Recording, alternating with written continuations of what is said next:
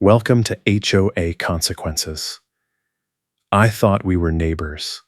We were not. I work in IT support, and I just closed on a house in Charlotte, North Carolina. The neighborhood is called Willowbrook Estates, a development where an old parcel got grandfathered out of the HOA decades ago. I bought that parcel because I wanted a quiet neighborhood and a fresh start. No drama, no committees, just me and a decent yard.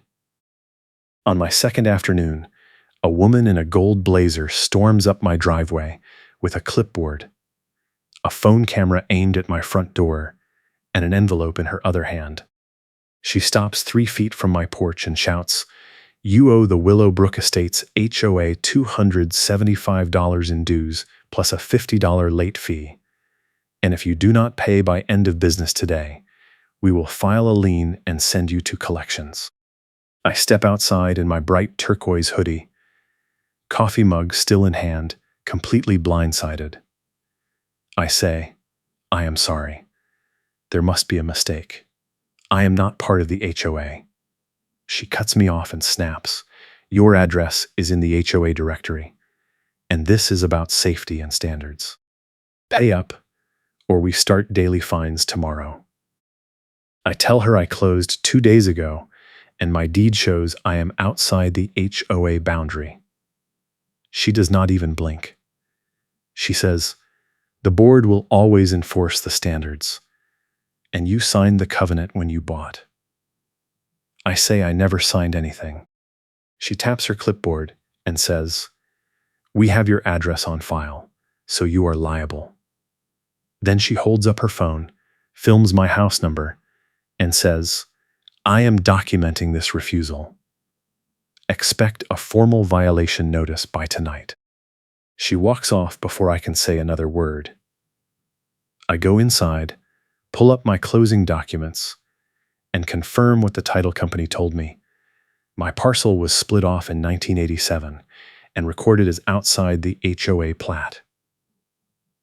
The boundary line runs along the back fence of the house next door, and my lot is on the free side. I email the title company and ask them to send me the official plat map with the boundary highlighted. They reply within an hour and attach a PDF showing my parcel clearly outside the shaded HOA zone. That evening, I find a printed violation notice taped to my front door. It lists my address, claims I am in violation of lawn maintenance standards, even though my lawn is freshly mowed, and threatens a $100 fine if I do not submit a compliance plan within 5 days. At the bottom, it is signed by Angela Walker, board secretary. I recognize the name from the driveway encounter. I take a photo of the notice and text my friend who helped me move in.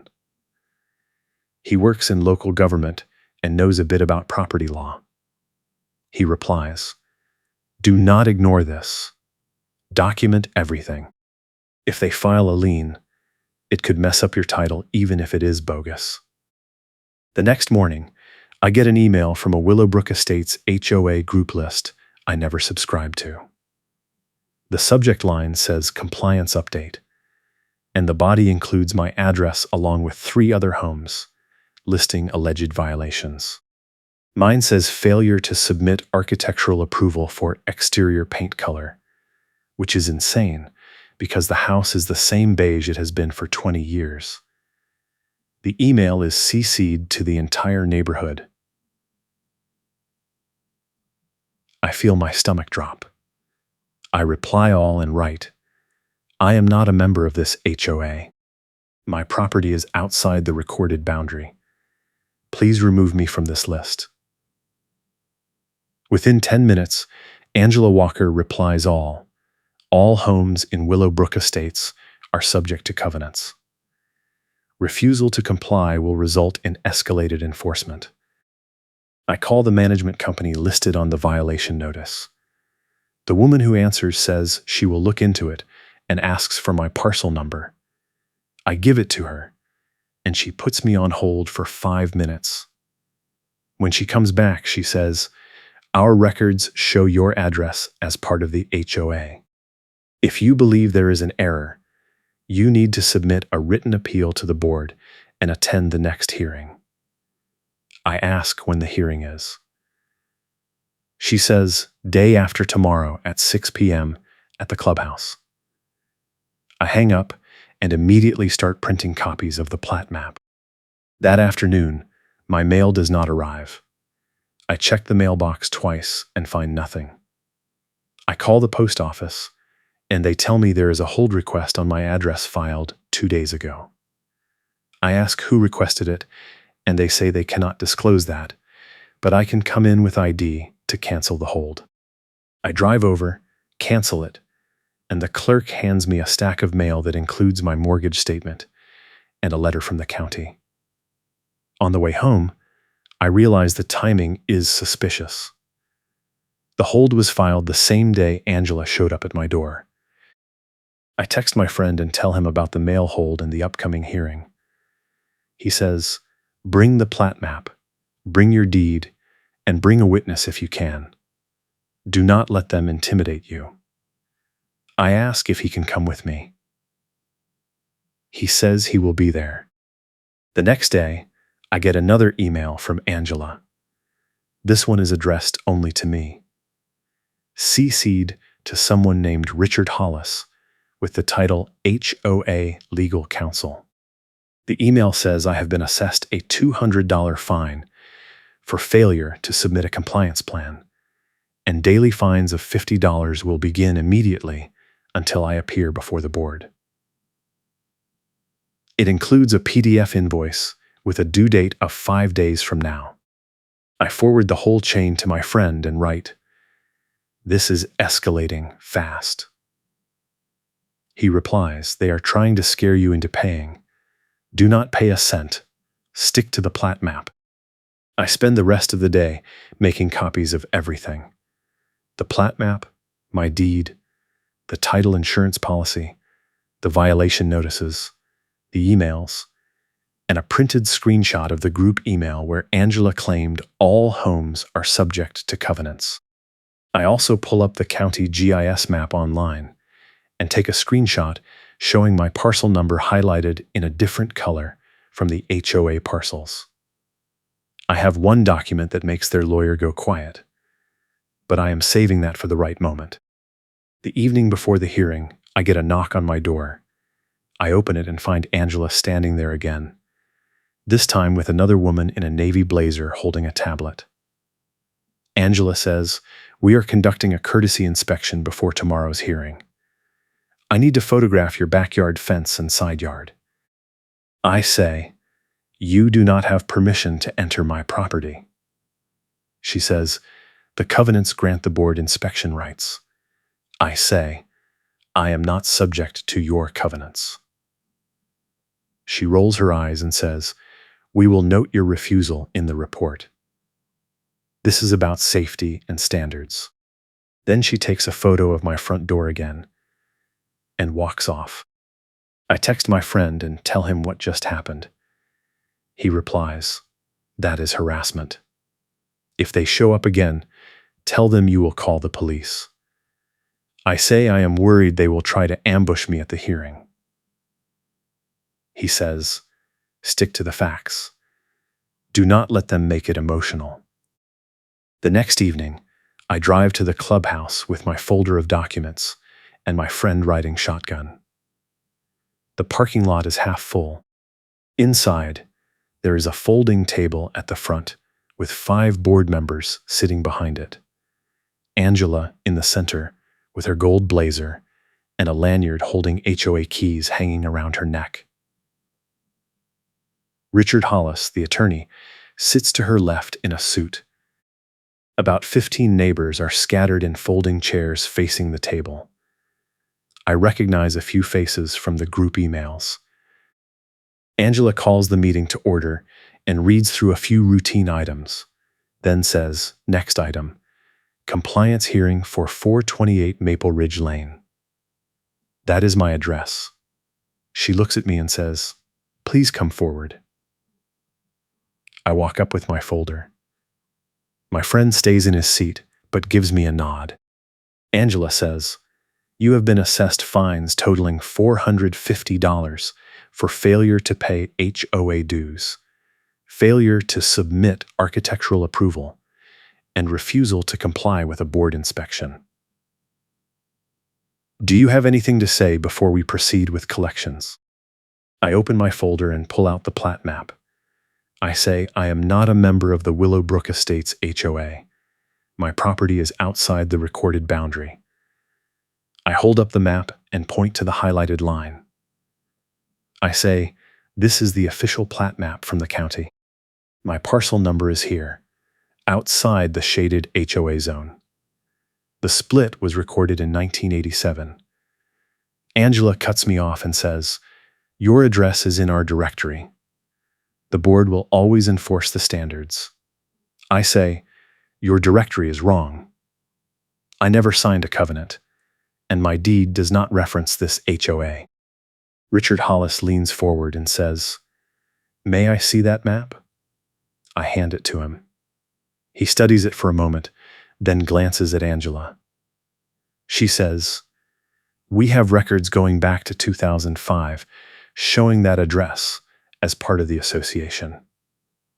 I pull out my deed and say, "This deed was recorded last week. It explicitly states the property is not subject to any HOA covenants." The title company confirmed it before closing.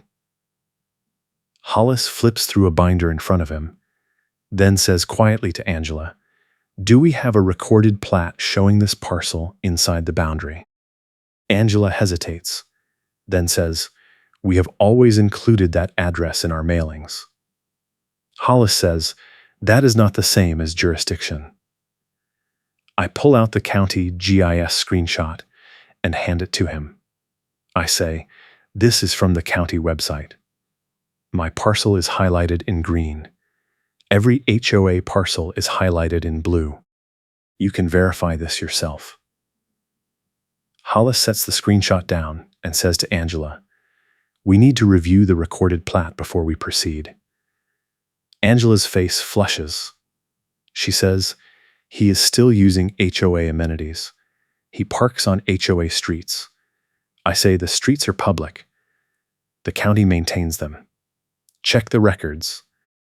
One of the other board members, a man in a polo shirt, says, "If the plat shows he is outside the boundary, we do not have standing." Angela snaps, "We have enforced this for years." Hollis says, "That does not create jurisdiction if the property was never included." I pull out one more document, a recorded plat amendment from 1987 showing the boundary line, and a note that parcel 14B was excluded from all covenants in perpetuity. I hand it to Hollis and say, "This was recorded with the county 38 years ago. It is public record."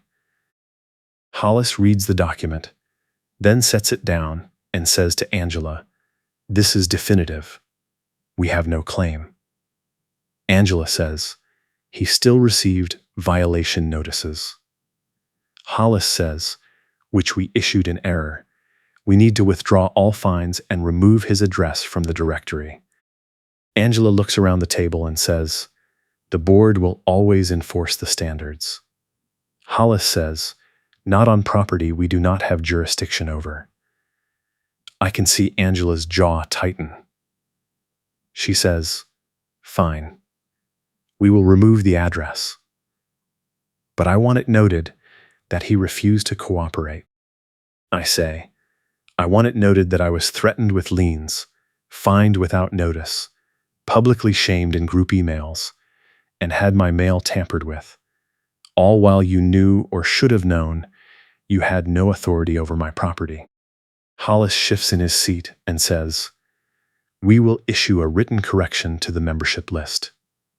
I say, "I also want a written apology and confirmation that all fines are voided." Hollis nods and says, "We can do that." Angela stands up and says, "This meeting is over." She grabs her clipboard and walks out of the room. The other board members look uncomfortable. One of them, a woman in a cardigan, says, "I am sorry for the confusion. We will make sure this does not happen again." Hollis stays behind and says to me, "I will draft a letter tomorrow confirming the withdrawal of all claims. I will also recommend the board review their records to prevent this in the future." I walk out with my friend. In the parking lot, he says, "You crushed it." I say, "I just wanted them to leave me alone." He says, "You did more than that. You proved they were bluffing the whole time." The next morning, I get an email from Hollis with a PDF letter on HOA letterhead. It states that all fines and fees assessed against 428 Maple Ridge Lane are voided, that the property is confirmed to be outside the HOA boundary, and that the address will be removed from all HOA records and communications. It includes an apology for any inconvenience. I print 3 copies and file them with my closing documents. 2 days later, I get a group email from the HOA announcing Angela Walker has resigned as board secretary effective immediately. The email does not give a reason, but I hear from a neighbor that she was asked to step down after the attorney reviewed the hearing transcript and found multiple procedural violations. The neighbor also tells me Angela had been sending violation notices to 2 other properties that were similarly outside the HOA boundary, and those homeowners are now filing complaints with the county. I run into my friend at the grocery store a week later, and he says he heard through a mutual contact that the HOA is now conducting a full audit of their membership rolls and boundary maps. He says, "You started something." I say, "I just wanted to close on a house and live in peace." A month goes by with no contact from the HOA. Then I get a letter in the mail from the new board secretary, a man named David Chen. The letter apologizes again and states that the board has updated their plat maps and confirmed that 4 properties, including mine, were incorrectly listed as members. It says the HOA is offering to reimburse any costs I incurred related to the dispute. I calculate the cost of printing, postage, and the time I took off work to attend the hearing, and I send them an invoice for $120. They cut me a check within 2 weeks. I never see Angela again, but I do see her house go up for sale 3 months later. A neighbor tells me she moved to a different neighborhood across town. I do not know if the HOA drama was the reason, but I am not sorry to see her go. My friend and I grab beers one evening on my back deck, and he says, "You know, most people would have just paid the fines to make it go away." I say, "I could not afford to let them put a lien on my house right after I closed." He says, "You also could not afford to let them think they could bully you." I raise my beer and say, "Here is to property lines and public records." The following spring, I get a knock on my door from a new neighbor who just moved into the house 2 lots down. She asks if I know anything about the HOA. I tell her the whole story. She says, "I got a welcome packet in the mail with a dues invoice, but my closing agent told me my lot is grandfathered out just like yours." I say, "Do not ignore it. Print your plat map, highlight the boundary, and send them a letter with a copy of your deed." She thanks me and says she will handle it today. A week later, she texts me to say the HOA withdrew her invoice within 48 hours and sent her a letter confirming she is not a member. She says, "I think they learned their lesson." I say, "Let's hope so." I settle into a quiet routine over the next year. No more violation notices, no more group emails, no more surprise visits. I keep a copy of the plat map in my desk drawer just in case. But I never need it again.